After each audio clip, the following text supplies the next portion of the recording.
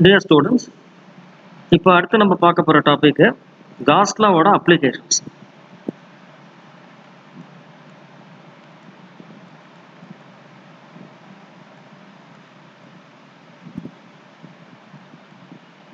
So அதில் the first application is to find out the electric field due to an infinite long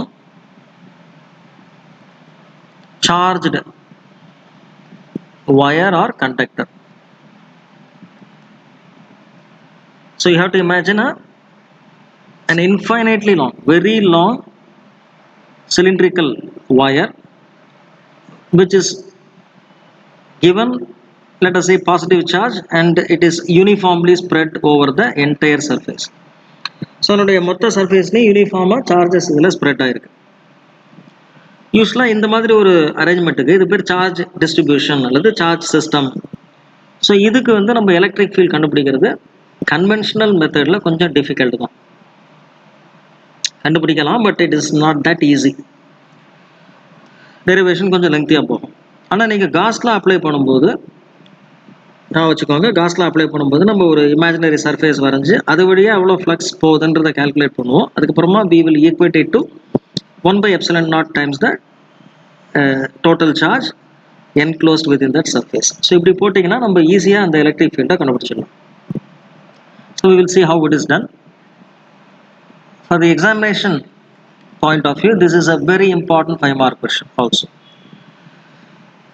சரி, so இதுதான் வந்து உங்களுக்கு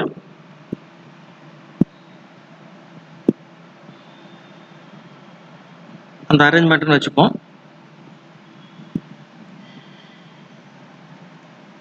so ஒரு இன்ஃபைனைட்லி லாங் சார்ஜ்டு ஒயர் அது. So இப்போ இதில் எலக்ட்ரிக் ஃபீல்டு கண்டுபிடிக்கிறது எந்த இடத்துல அப்படின்னா அதுலேருந்து ஒரு ஆர் டிஸ்டன்ஸில் இருக்கிற பாயிண்ட், அந்த இடத்துல நம்ம எலக்ட்ரிக் ஃபீல்டை கண்டுபிடிக்கணும். இதை கண்டுபிடிக்கிறதுக்கு தான் காஸ்லாம் அப்ளை பண்ண போகிறோம். யூஸ்வலாக நீங்கள் காஸ்லாம் அப்ளை பண்ணும்போதோ அல்லது இந்த மாதிரி கேல்குலேஷன் பண்ணும்போது இந்த கியூ என்க்ளோஸ்டுன்னு நம்ம போடுறோம் பார்த்தீங்களா. ஸோ அதில் நம்ம போடும்போது கொஞ்சம் டிஃபிகல்ட்டிஸ் வரலாம். என்ன அப்படின்னு கேட்டிங்கன்னா, இதில் எவ்வளோ சார்ஜ் இருக்குதுன்னு கரெக்டாக நம்ம உறுதியாக சொல்லவே முடியாது. ஏன்னா இதனுடைய லெங்க் இன்ஃபினிட்டியாக இருக்கிறதுனால இதில் இருக்கிற டோட்டல் சார்ஜ் வந்து இன்ஃபினிட்டின்னு தான் வரும்.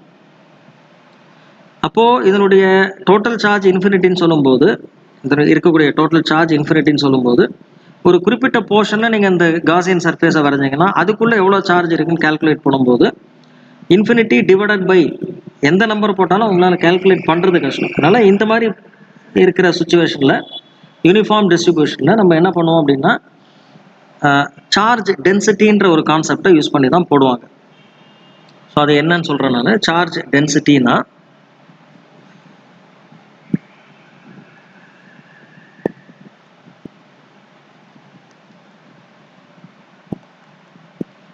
யூஸ்வலாக நமக்கு வந்து டென்சிட்டின்னு சொன்னோன்னா மாஸை வச்சு தான் நம்ம சொல்லுவோம்.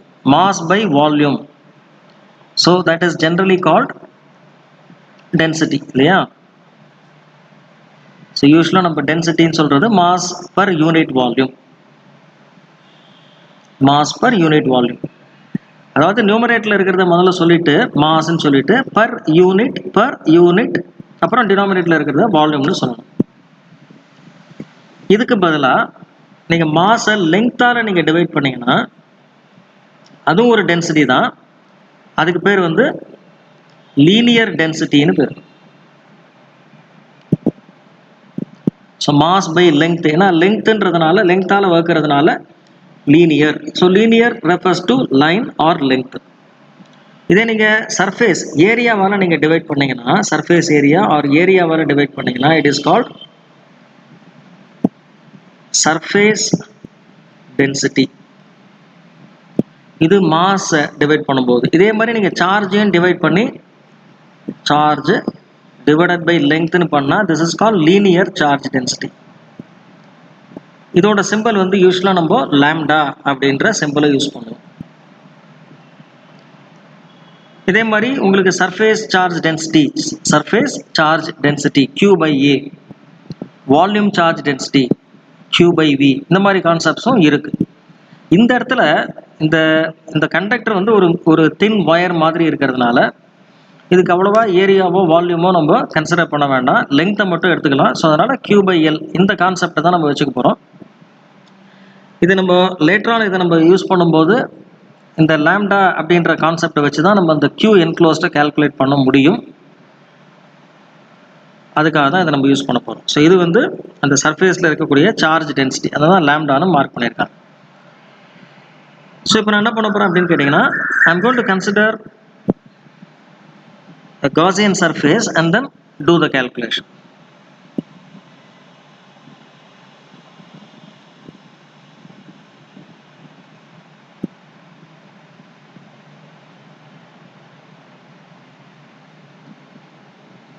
ஸோ இப்படி தான் இருக்குன்னு வச்சு, இதில் பாசிட்டிவ் சார்ஜ் வந்து உங்களுக்கு யூனிஃபார்மாக ஸ்ப்ரெட் ஆகிருக்கு.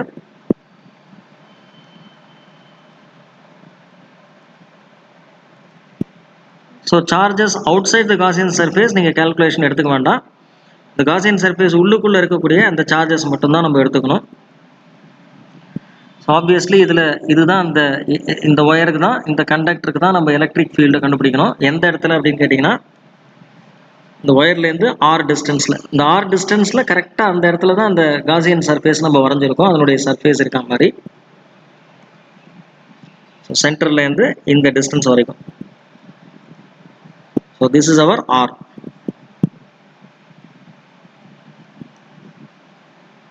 ஓகே, இந்த காசியன் சர்ஃபேஸோட, காசியன் சர்ஃபேஸ் சிலிண்ட்ரிக்கல் சர்ஃபேஸ், அதனுடைய லெங்க்த் வந்து நான் எல்லுன்னு வச்சுக்கிறேன். ஃப்ரம் ஹியர் த ஹைட், இது ஆக்சுவலாக ஹைட்டு தான், இந்த இடத்துல நம்ம லெங்க்த்னு வச்சுக்கோம். So this is L.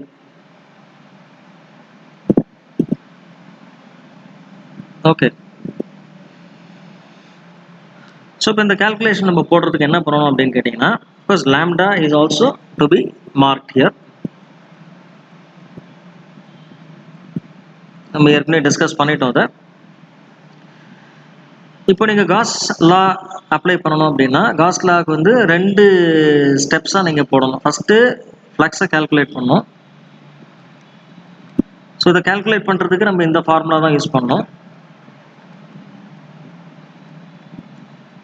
இது வந்து அந்த காசியன் சர்ஃபேஸோட கம்ப்ளீட் என்டையர் சர்ஃபேஸுக்கு நம்ம போடணும். எந்த ஏரியாவையும் நம்ம மிஸ் பண்ணாமல், எந்த பேட்சையும் மிஸ் பண்ணாமல் கம்ப்ளீட் சர்ஃபேஸுக்கு நம்ம இதை போடணும். அப்போ தான் டோட்டல் ஃப்ளக்ஸ் ஆகும். இது ஃபஸ்ட்டு ஸ்டெப். ரெண்டாவது ஸ்டெப் வந்து இந்த ஃப்ளக்ஸை 1/ε0 times the Q enclosed charge எவ்வளோன்னு கண்டுபிடிச்சிட்டு 1/ε0 மல்டிப்ளை பண்ணி ஈக்குவேட் பண்ணிங்கன்னா உங்களுக்கு எலக்ட்ரிக் ஃபீல்டை கண்டுபிடிச்சிடலாம். ஸோ 2 ஸ்டெப்பில் நம்ம போடலாம். பட் அந்த ஃபஸ்ட்டு ஸ்டெப்பு கொஞ்சம் லெங்க்தியாக இருக்கும் கால்குலேஷன். ஸோ போலாமா? ரைட். ஸோ இந்த காசியன் சர்ஃபேஸு என்டையர் சர்ஃபேஸுக்கு போடணும்னு சொல்லியிருக்கேன். இதை நான் 3ஆக பிரிச்சுக்கிறேன். This is our first surface, இதை நான் செகண்ட்னு சொல்கிறேன், இதை தேர்டுன்னு சொல்கிறேன். இந்த ஃபஸ்ட் அண்ட் செகண்ட் சர்ஃபேஸஸ் என்னென்னா, அந்த சிலிண்ட்ரிக்கல் காசியன் சர்ஃபேஸோட top and bottom surfaces, top surface, bottom surface. Third வந்து அதனுடைய என்டையர் கர்வ்டு சர்ஃபேஸ். ஸோ தனித்தனியாக அந்த 3 சர்ஃபேஸுக்கும் நான் அந்த ஃபஸ்ட்டு ஸ்டெப் இதை அப்ளை பண்ணணும். அப்ளை பண்ணி கால்குலேட் பண்ணி டோட்டல் பண்ணணும். சரி, ஃபஸ்ட்டு சர்ஃபேஸுக்கு போடலாமா? Now let me consider a small patch of area on the top of the surface. So இந்த காசியன் சர்ஃபேஸை நீங்கள் சைடு வியூவில் பார்க்கும்போது, ஆக்சுவலாக இந்த சிலிண்டர்னுடைய அந்த சைடு வியூவிலேருந்து நீங்கள் பார்க்குறீங்கன்னா, அந்த டாப் சர்ஃபேஸ் வந்து ஒரு கோடு மாதிரி தான் தெரியும். இந்த மாதிரி தெரியும் உங்களுக்கு. It will just look like a line.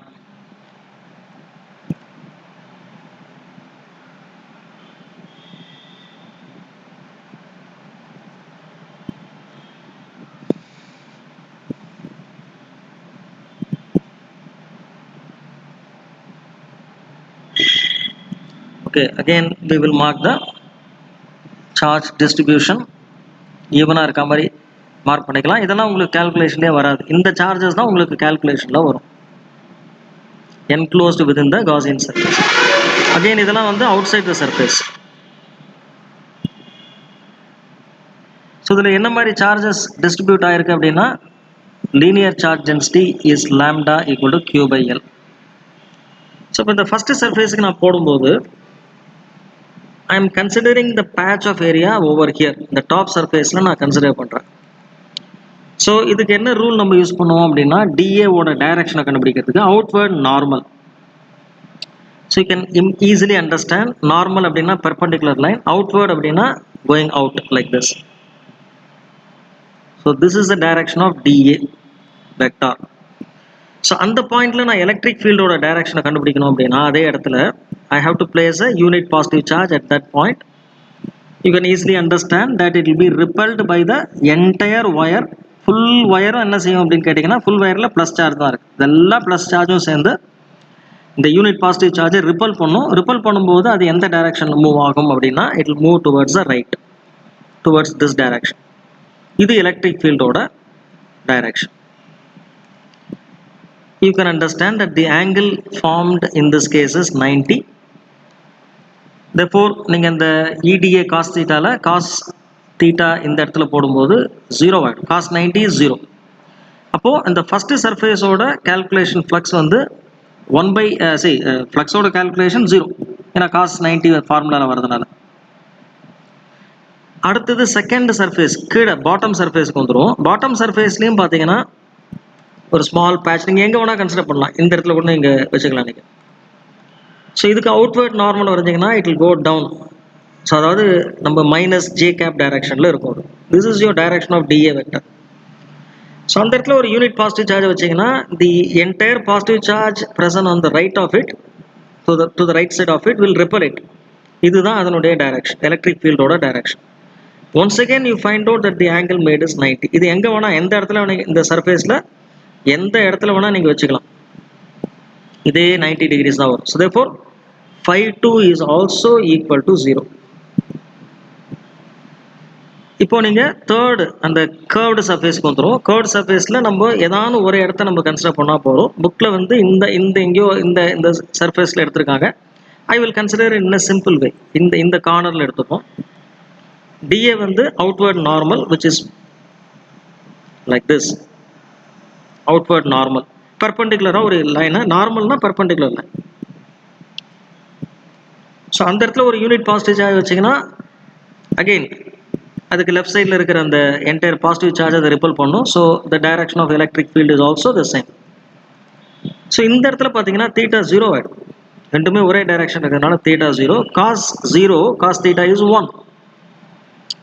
அப்போ நீங்கள் phi3 கேல்குலேஷன் பண்ணும்போது உங்களுக்கு க்ளோஸ் இன்டெக்ரல் EDA வரும். காஸ் 0 1 இல்லையா, EDA வரும். Suppose entire flux total flux நீங்கள் கேல்குலேட் பண்ணிங்கன்னா phi1 which is 0, phi2 is also 0 plus phi3 அது மட்டும்தான் கேல்குலேஷனில் வரும் which is EDA.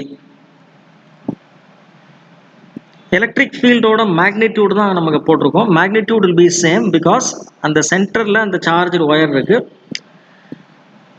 காஸ் சர்ஃபேஸினுடைய சிலிண்ட்ரிக்கல் சர்ஃபேஸ் இருக்குது பார்த்தீங்களா, அந்த கர்வ்டு சர்ஃபேஸில் எல்லா பாயிண்ட்ஸுமே ஒரே டிஸ்டன்ஸ் ஆறுங்கிற டிஸ்டன்ஸில் தான் இருக்குது. அதனால் மேக்னிடியூட் வைஸ் எலக்ட்ரிக் ஃபீல்ட் கான்ஸ்டண்ட்டாக இருக்கும். வெளியில் எடுத்துடலாம். இன்டகிரேஷன் ஆஃப் டிஏ பண்ணிங்கன்னா ஏ வரும். இது வந்து அந்த சிலிண்ட்ரிக்கல் கர்வ்டு சர்ஃபேஸோட சர்ஃபேஸ் ஏரியா. உங்களுக்கு நீங்கள் படிச்சிருப்பீங்க 2πr into L. இதுதான் அதனுடைய 2πrhன்னு படிச்சிருப்பீங்க.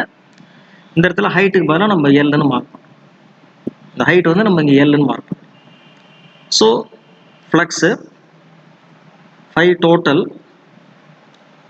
is given by the formula E into 2πr. இதை நம்ம இது ஃபர்ஸ்ட் ஸ்டெப் முடிஞ்சது. செகண்ட் ஸ்டெப்பில் என்ன பண்ணணும் அப்படின்னு கேட்டிங்கன்னா 1/ε0 into Q enclosed போடணும். இது என்க்ளோஸ்டு சார்ஜுங்கிறது என்னன்னா இந்த காசியன் சர்ஃபேஸுக்கு உள்ளுக்குள்ளே இருக்கக்கூடிய இந்த காசியன் சர்ஃபேஸ் உள்ளுக்குள்ளே இருக்கக்கூடிய டோட்டல் சார்ஜ். அகைன் இப்போ இந்த டயக்ராமை பார்த்து 4 ப்ளஸ் அதில் மார்க் பண்ணியிருக்கோம். 1 2 3 4. ஸோ 4ன்னு போடக்கூடாது. ஸோ சார்ஜை நீங்கள் எப்படிலாம் கால்குலேட் பண்ண முடியாது. நம்ம ஏற்கனவே யூஸ் பண்ண அந்த லேம்டாங்கிற concept, lambda equal to Q/L போட்டிருக்கோம். இதுலேருந்து கிராஸ் மல்டிப்ளை பண்ணிங்கன்னா உங்களுக்கு கிடச்சிடும். அதாவது Q is equal to lambda into L. இதை நம்ம இன்னொரு விதமாகவும் புரிஞ்சுக்கலாம். நமக்கு லேம்டாவுடைய டெஃபினேஷன்லேயே நம்ம என்ன சொன்னோம், charge per unit length. Linear charge டென்சிட்டிங்கிறது Q by L இல்லையா, சார்ஜ் பர் யூனிட் லெங்த். அதாவது யூனிட் லெங்க்த்னா 1 மீட்டர். ஸோ 1 மீட்டர் லெங்த் அந்த ஒயரில் 1 மீட்டர் லெங்த் எடுத்தோம்னா அதில் இருக்கக்கூடிய charge lambda. Lambda is charge per unit length. So 1 மீட்டருக்கு லாம்டானா L மீட்டர்ஸுக்கு எவ்வளோ வரும்?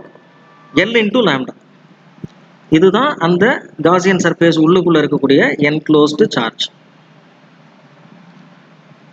அப்போ காஸ் லாவை அப்ளை பண்ணுவோம். phi total or phi E is equal to 1 by epsilon naught Q enclosed.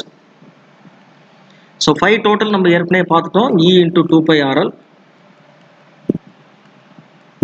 This is equal to 1 by epsilon naught into Q enclosed வந்து L lambda. L gets cancelled. நீங்கள் கண்டுபிடிக்க வேண்டியது எலக்ட்ரிக் ஃபீல்டு இல்லையா, E is equal to 1 by epsilon naught into lambda by 2 pi r வருது. Rearrange பண்ணி எழுதணும்னா E is equal to lambda by 2 pi epsilon naught r னு வரும். இது magnitude equation. You must know that electric field is a vector quantity. அப்போ நீங்கள் வெக்டரில் எழுதும்போது E vector is equal to lambda by 2 pi epsilon naught r cap. So this is how you write it as a vector.